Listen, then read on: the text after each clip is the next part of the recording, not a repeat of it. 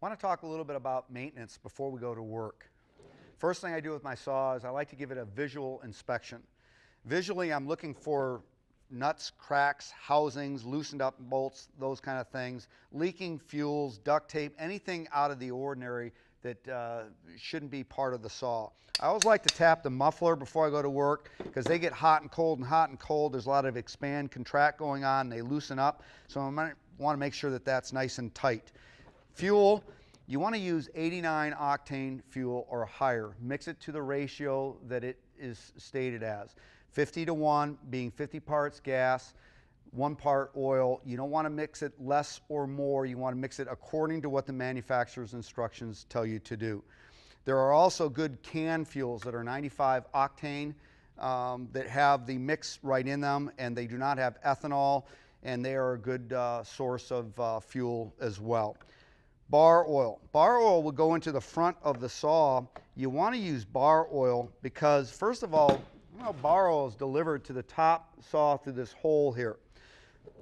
As it goes from the top, it's carried around the bottom so that you get a lot of lubrication on the bottom of where you're cutting mostly. Motor oil, which a lot of people might use, 80 to 85% of that is strung off the top. It never makes it to the bottom of the bar for lubrication. So bar oil has a tack agent in it that keeps it on the bar. There's also an environmental additive to it that keeps dirt from adhering readily to the oiler mechanism, so we don't create load of the motor when we accelerate up and down. We want it to be free, all the power to go to the cutting. And bar oil has a very high flash point. It doesn't burn readily. So use bar oil specifically designed for chainsaw, if you will. Looks overall, everything's pretty good on the saw. Well, my visual inspection, I do have some chain hanging off the bar. Obviously, that's no good. So we want to tension it to make sure it's tensioned properly. It's on the sprocket, it's turning. This saw actually adjusts from the side here in the back. I'm going to just turn it clockwise to take up the slack out of it. Obviously, the bar nuts need to be loose. And I'm going to turn it so that that slack comes out so it's tight to the bar. Now, if you notice, the bar does have a keeper or a catch point in it, so you should make that adjustment by holding up on the bar or lifting up on the bottom of the handle so that there's pressure to the top, or you could turn the saw upside down and work on it. Irregardless, you want this position of the bar to be all the way to the top. Once it's in the bar rail, you want it to move with a gloved hand. You want it to pull and snap to go in there, and you want nothing hanging off the bar, and you're pretty good to go. You can tighten down the back nut first. You should always do that and give it another check. So we pull, snap, and we have movement, nothing hanging off the bar, and now we can tighten the front bar nut, and we're good to go. You want that snap in there because as the saw cools down, the chain contracts, and we don't want to risk any damage to the bar, sprocket, or the crankshaft or the sprocket at the drive area of the saw. So visually, I think we're good to go. Full of gas, full of bar oil, nothing's cracked on the saw, everything's good to go. I want to make sure that the safety features of the saw are in good working order.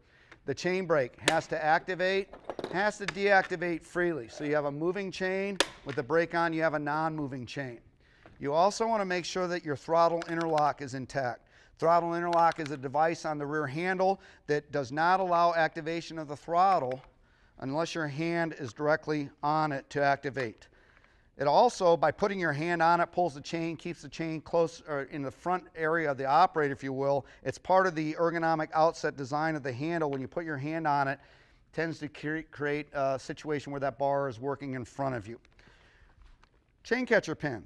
Chain catcher pin is a device on the bottom that shortens the distance of the chain by half if in turn the chain breaks. It's pulled from the bottom of the clutch, so it's going to wrap around this chain catcher pin before it would get into the operator and so forth. You want to make sure that that is intact because in turn it could break if you have severe enough occurrence, but there should be a device, could be metal, could be polymer, on the bottom of the chain that if the chain breaks, it's going to wrap around that instead of getting into the operator. Stop switch. Obviously, it's the only thing that's red on the saw.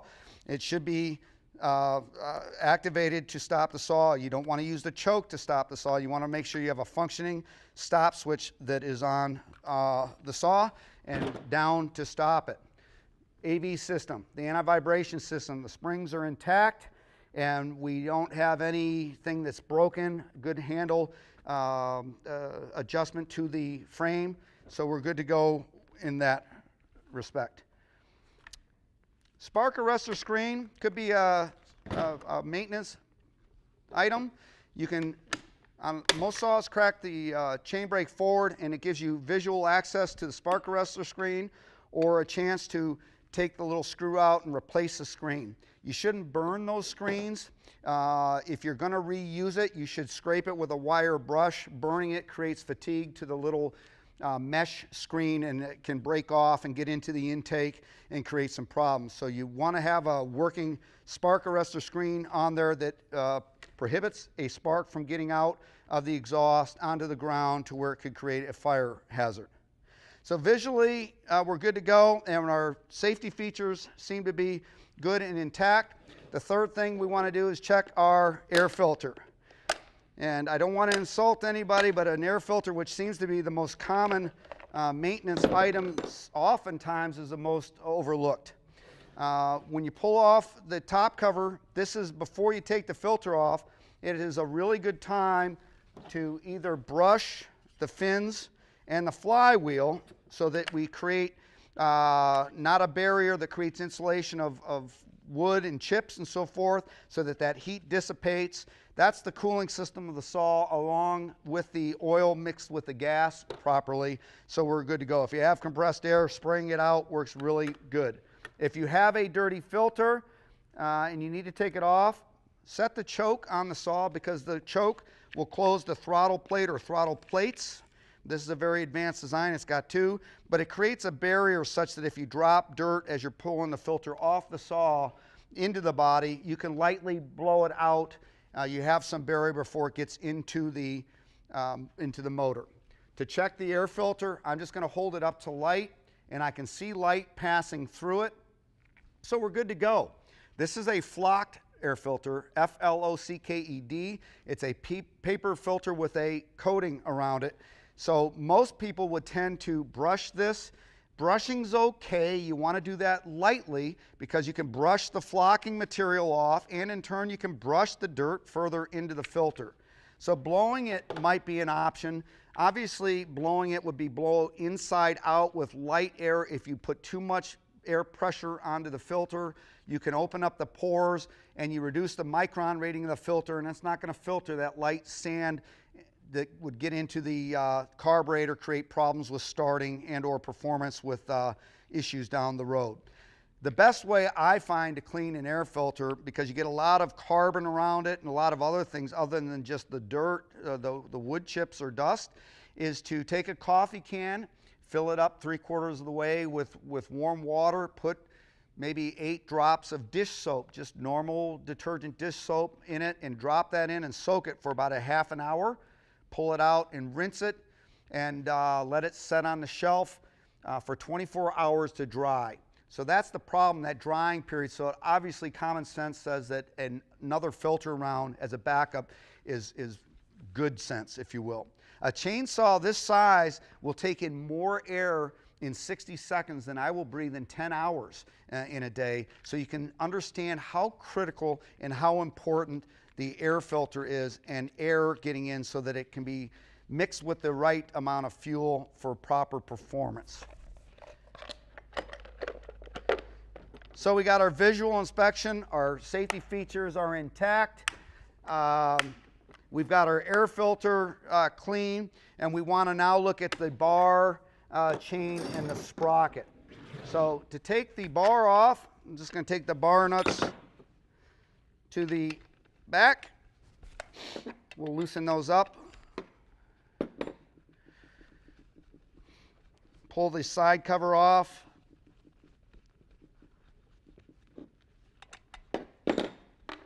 That takes a second. I've also got pressure on the adjuster pin here, so I'm going to just back that off a hair bit, and that should slide off. And then I can take the entire bar and chain off with gloves in one setting.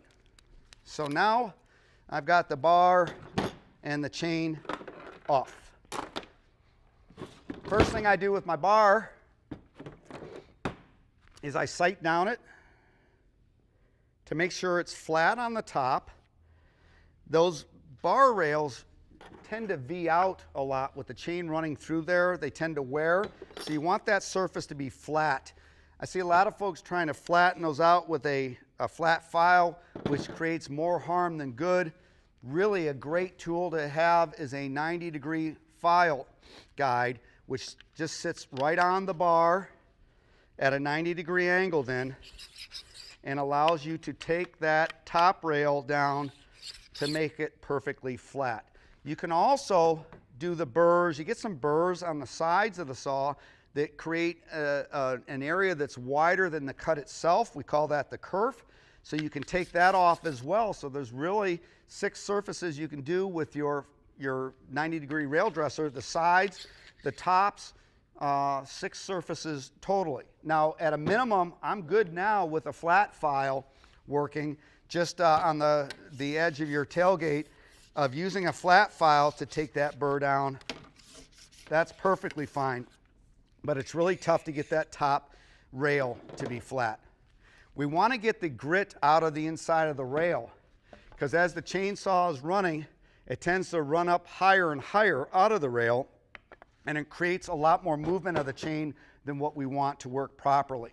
So that can be done with a number of tools. I think a business card works just the best. Fold it over in half and pull from the nose back. I've got a little soft metal device here that's designed for that. It just goes in, and you're going to pull it all the way down, and it pulls out all the dirt and debris that are sitting in that rail that creates that chain riding up higher and higher. After I do that, you want to clean the dirt out of the supply hole, because you've pulled all that dirt back. It plugs that. Invariably, the saw would be pumping oil from the saw to the bar and not even making it to be carried around by the chain, because that hole is filled up. So after I clean the rail out, I just want to go around and clean out the holes on that.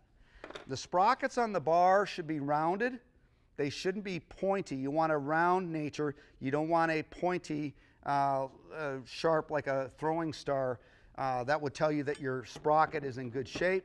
And the sprocket at the drive area has actually got, and a rim sprocket has actually got witness marks or lines on it that can tell you when the wear is such that it has changed the pitch of the chain. Now on the bar, it does tell you the pitch, and it tells you the gauge of the chain. It's really important. The gauge on this one is 50 thousandths.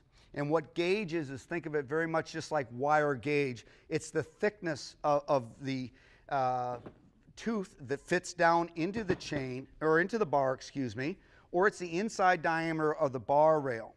Now you can check these if you want, because if you have a dime, a penny, and a nickel around, 3 common gauges are 50 thousandths, 58 thousandths, and 63 thousandths. So I have a 50 thousandths gauge bar. We can see that a dime slits in there and tends to move, but it doesn't slop side to side. So we know we got 50 gauge chain. If we had a penny, which is minted at 58 thousandths, well, a penny, it'll push down in there, but it just does not want to move, if you will. So you couldn't have chain running around with that. So that's the wrong gauge. And a nickel minted at 63 thousandths actually will not fit in there at all. So it's a really good way to check the gauge of your bar in your chain. A dime as well with that coin surface makes a really nice tool for pulling all your grit out of the bar rail. So in a pinch, that can serve a good purpose. That is the gauge of the chain. We want that chain to be sitting in the bar rail, and we don't want it moving side to side. We want it to be in there nice, going around without much flexing side to side. Pitch. The pitch of the chain on this, it says pitch 3/8 inch. Well, the pitch of the chain is the length between 3 rivets divided by 2.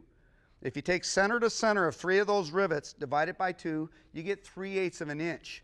And what that is a correlation to, it relates to the male drive tangs of the chain and how they fit in relation to the sprocket at the nose of the bar and also at the drive of the bar. So you want it to go in there and you want it to be able to turn. It's got to fit in there and it's got to fit in there tight, and that is your pitch.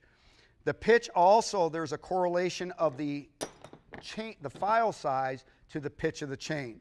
Now this is a 3/8 pitch chain, and I know that a 7/32 file fits that chain.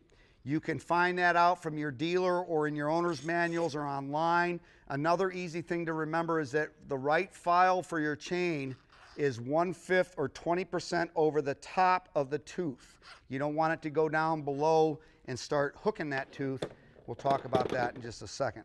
So you got the pitch of the chain and the gauge. You also have the length of the chain, and this is a 20-inch. Remember that the bar is measured from the front of the housing out. It's not the entire length of the bar. It's actually from where it would be at its furthest position out on the saw.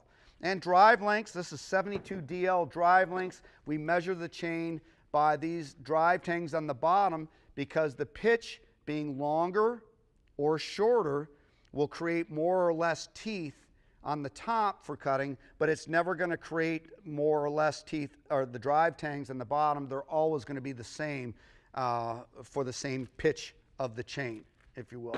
Okay, so we got our bar pretty good to go. It always makes good sense to just brush this area out where the bar oil comes out. You can also clean out around the sprocket where the brake band goes on and off. We want to make sure that that is nice and clean, and you can use that little bar groove cleaner to get all that dirt and debris out. We're good to go. Everything is pretty good. Rotate the bar. If the bar was on upside down when you took it off, you want to put it back on right side up and so forth so that we get equal wear to all cutting surfaces. The chain is just going to, the bar is going to go on. The chain is always, remember, points are pointing forward. So there we go, and it's gonna, let's get around here real quick. It's gonna go on the sprocket first. I like to just loop it right down the top, if you will. You can do it various ways, get it on there. I pull the slack out of it. I just wanna make sure that it's turning on that sprocket and on the bar. After I get that, there is a chain pin here that has to align to a hole in the bar. So it's going to just go on, and it does fit or align. You might have to change the tension of that ever so slightly to get that pin to match the holes on the bar. Again, as review, we're going to put the bar nuts on, get them snug but not tight. You know, when you want to be able to move that pin, we're going to raise up on the bar and take that tension out, turning it clockwise. That's really nice having that chain adjuster on the side. It pulls and snaps and has movement, so I'm good to go. I'm going to tighten the back nut. I don't need a 3-foot pry bar on this thing. I want to do it tight. After I do the back nut, try it again.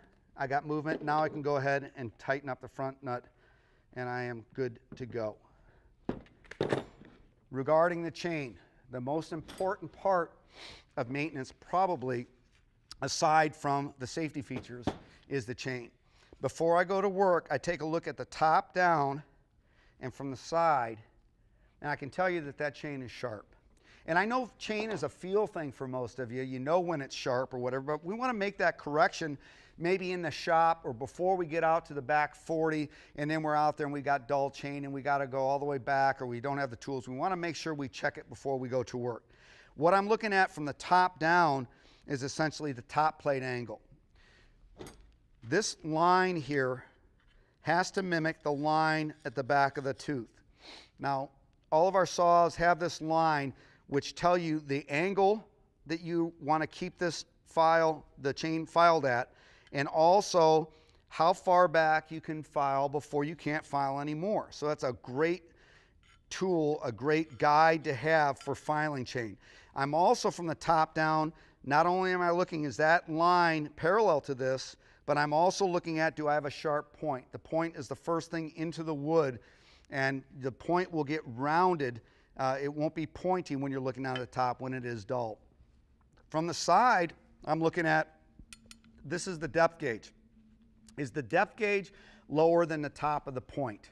And yes, it is, because the basic aspect of this, how it works, is as the wood comes in, it hits the depth gauge, bucks it up into the point, and drives it out. So you have a distance here of about 20 thousandths for hardwood and 30 thousandths for softwood. There's enough power to drive it out, but that's where that reactive force comes in turn, because it's not a smooth wheel. You do have a little bit of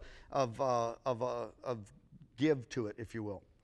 On the bottom, it does the same thing, into the point, and then we talked about that kickback on the top corner. So from the side, is this lower than the top of the point? And I'm also looking at from where the gullet rises. This is the gullet inside here. Just where it starts to rise, is that line visually straight up to the point? That's what you want. You don't want that line going forward, and you don't want it going back. You want it to be 90 degrees.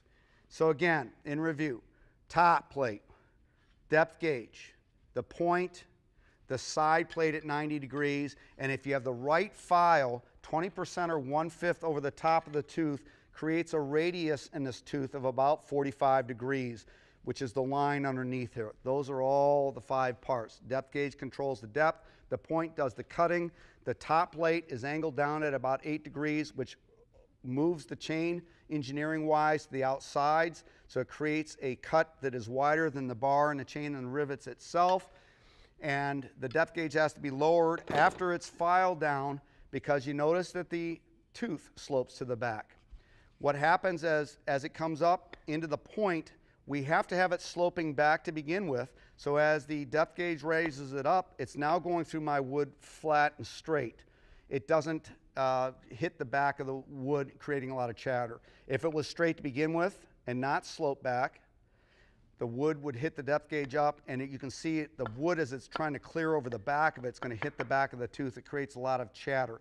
So by going downhill, you have to understand that you have to lower the depth gauge at some point in time. So I've got a chainsaw here. I want to show you a couple things. I basically have the right file, 20% or 1/5 over the top. I'm going to hold the file down at about an 8 to 10 degree slope, just a little bit of a slope. Remember, that's how that tooth moves to open up the kerf. And I want to file at the right angle. Now, the file handles that I use have the angles built right into the file handle. That's pretty smart stuff, if you ask me. There's your 30-degree one, and here's a 25-degree one for the saws that I'm using, and such that when you come up with the file and put it straight to the bar, it's going to put that file in the proper angle for the tooth that you're filing or what you're working with.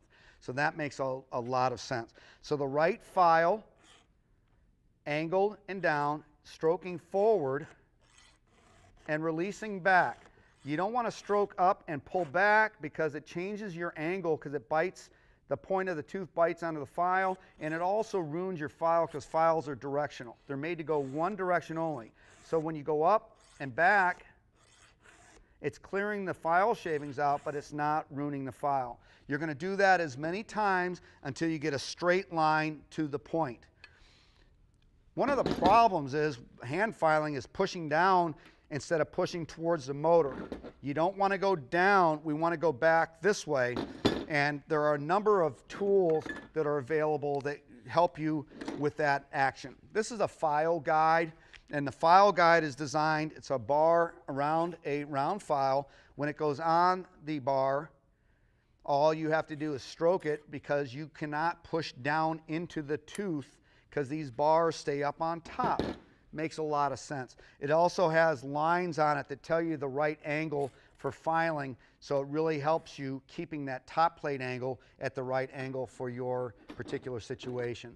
This is a tool that I love to use. It's just called a combination gauge, and all it does is it sits down on the chain, and it doesn't allow the file to go too deep into the tooth, and it keeps the file kind of running at the right angle.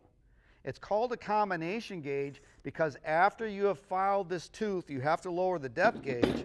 It has the depth gauge settings built right into the file guide. There's a hard setting and a soft setting. If you're cutting hardwood, the distance between the depth gauge and the top of the point is lesser than for softwood. If you're cutting softwood, you can actually lower this down. In other words, you can increase the amount of bite that you're taking out, or the chip size of the tooth, without slowing the saw down. But if you have good hardwood, we want lesser chip and we want to make more of them. It doesn't make any sense taking this down and taking out one big chip and having the saw run it at maybe 6,000 RPM. Too slow, very dangerous for you, very hard on the equipment long term, takes away a lot of life, if you will. So you want to lower that down for the work that you're doing, and this would have on this combination tool hard setting and a soft setting, and all it does is sits over the top of the tooth. What is too tall exposes through the little hole, and you're going to just take that off. So a really nice guide. You have to know the pitch, 3/8 pitch. It tells you the pitch on the bottom side of the file. You also know that you've got the right file for the guide because that is all set up to go together. I mean, I can go out into the woods with these 3 tools here, and I can do all the filing, maintain that, everything I need to do in a day's time. My favorite tool is this Sharp Force sharpener. If you look at it, it's got everything combined in one that I just talked about. It's got the bars here. Put it this way so you can see it. So it keeps the file up high on the tooth. It doesn't allow it to sink down too far into the tooth. It also has a flat file in front of the round file so that as you're filing this, it's going to lower the depth gauge relative to how much of the tooth you're filing. It does it all in one tool. So this makes a lot of sense to me. Bar, chain, and sprocket. Your chain is the most important aspect of this for cutting, productivity, and safety. Your saw should be cutting 1 inch per second through hardwood. If it's not, you got some situation there that's probably related to the maintenance of the saw.